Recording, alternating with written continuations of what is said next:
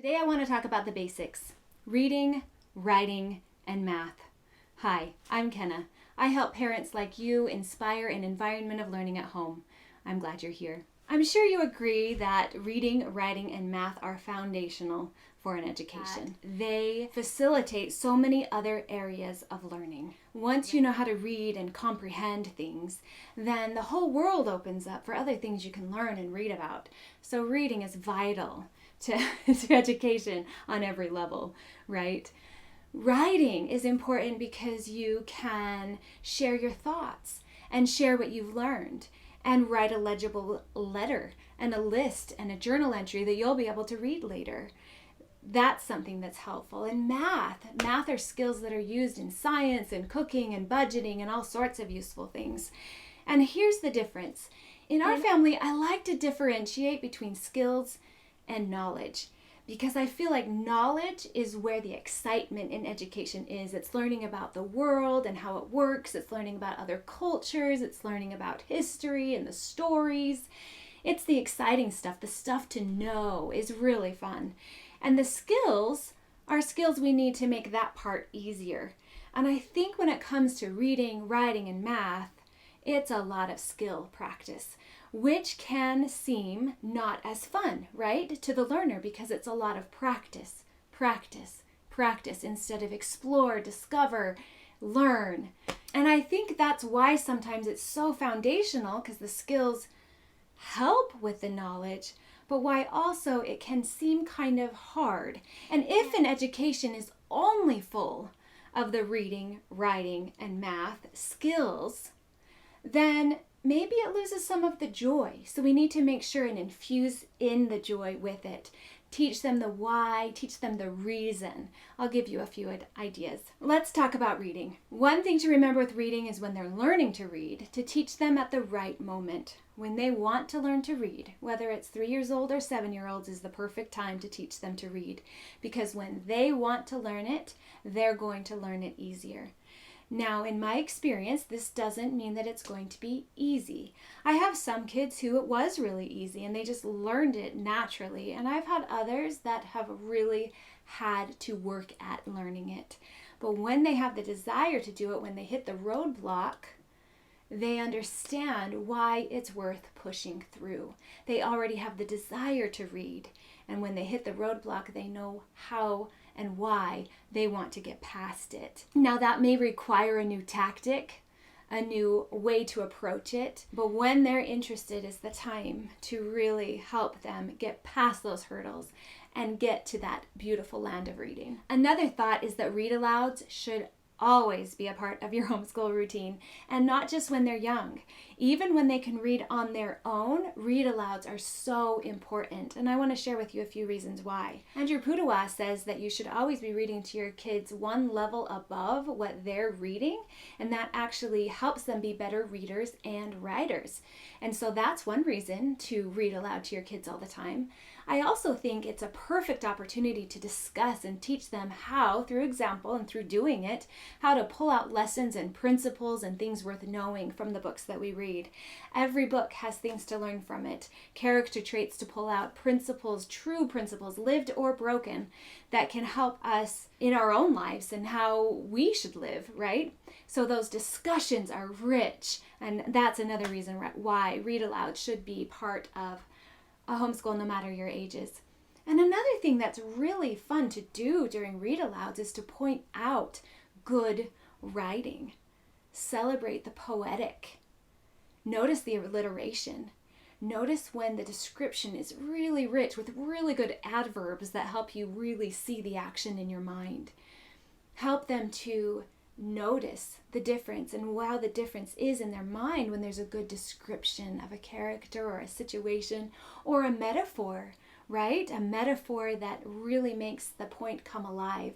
Pointing those out helps them become better writers, but also helps them appreciate what good writing feels like, and it will make them want more of it. It'll make them appreciate quality writing so that they're more likely to choose quality writing when they are choosing for themselves. Now, as far as quality goes, right, I absolutely encourage quality books in my home.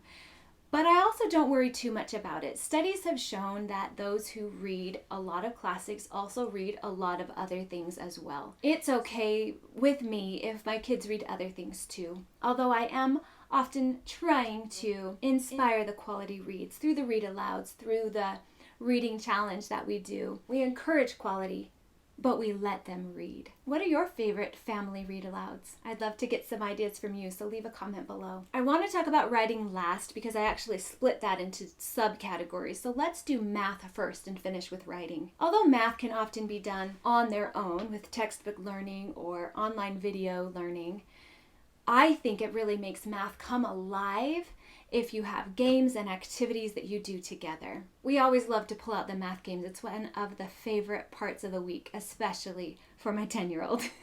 He loves that. What are some of your favorite math games? Leave a comment below. I'd love to hear some new ideas. One thing we've done with math is to do math camps. Math camps in our home are just periods of time dedicated to a certain type of math.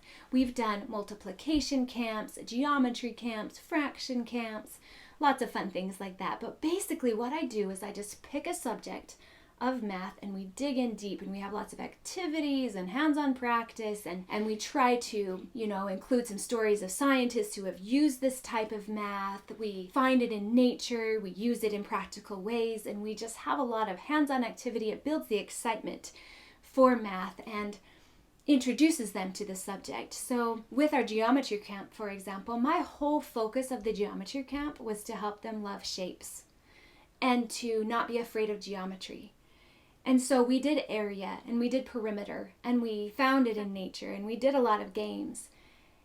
And the point was that when they met it later in their curriculum or in later classes, that they wouldn't be afraid of it. The geometry they would know was fun and doable, and they had the memory of that to help them find the excitement for math. And I think it's important to understand the reason behind math, right? To understand the why of math. So I think it's fun to include some stories of the scientists and to use some math activities like cooking or budgeting or science activities that use math, because it makes it so that it comes alive. I think too often today it's disconnected, and it's the skills of math but not the application and the why of math together, and so the skills feel tedious. Practice is necessary for math, but if we infuse it with the reason why and what math is good for and the love of math and the love of numbers, then it makes it so that the skills have a purpose. You have a reason to practice the math skills. So always include the stories of math and the application of math, not just the skills practice. Include them both. Now with writing, I actually like to separate it into 4 categories, and it helps me just have a whole language arts outlook on things. So there is handwriting, there's spelling, there's grammar, and those are the skills, right? And then the last one, the number 4, is the why, the reason for doing these other 3. And that's to find your voice and to be able to express that voice and share what's in you to the world. So I think that the skills practice, again, has more meaning if they understand the why.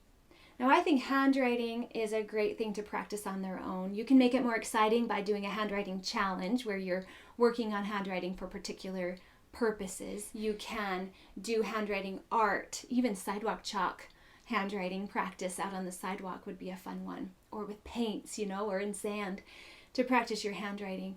But handwriting practice, you can just do a worksheet a day even, right? Spelling is great, one-on-one lessons, or even reviewing the rules of spelling together in your beginning together learning time area.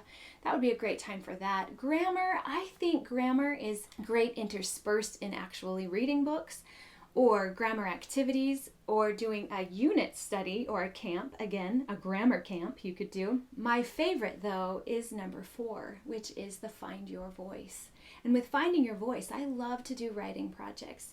I love to do things that actually help them to understand that they have something to say. Now, this could be studying a particular poetry type and then trying to create your own limericks, haikus, etc. This could be creative writing. This could be free writing. This could be journal writing, personal history writing, story writing. It could be narration of what they learned that they want to remember in their science unit or whatever. But writing projects are the time when you want it to be exciting and you want that part to not feel tedious, because the skills practice might feel tedious. The writing projects, you want them to feel fun. And that's the reason for practicing the spelling, so that when you get to those writing projects, you're not asking mom all the time how things are spelled.